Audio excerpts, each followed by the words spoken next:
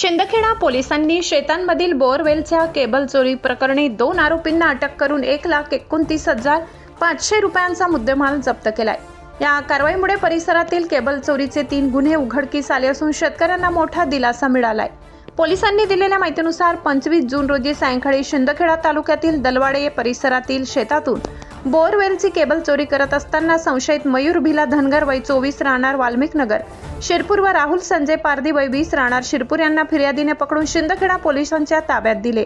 या प्रकरणाचा तपास करताना प्रभारी अधिकारी एपीआय मयूर भामरे यांनी आरोपींकडे कसून चौकशी केली।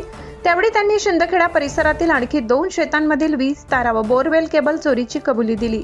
पोलिसांनी आरोपींकडून चोरीस वापरलेली एक्सेस 125 दुचाकी, सुमारे 125 मीटर केबल वायर तसेच इतर साहित्य असा 1,29,500 रुपयांचा मुद्देमाल जप्त केलाय। या तपासातून शिंदखेडा पोलीस ठाण्यातील गुन्हे 3 चोरीच्या गुन्ह्यांची उकल झाली आहे।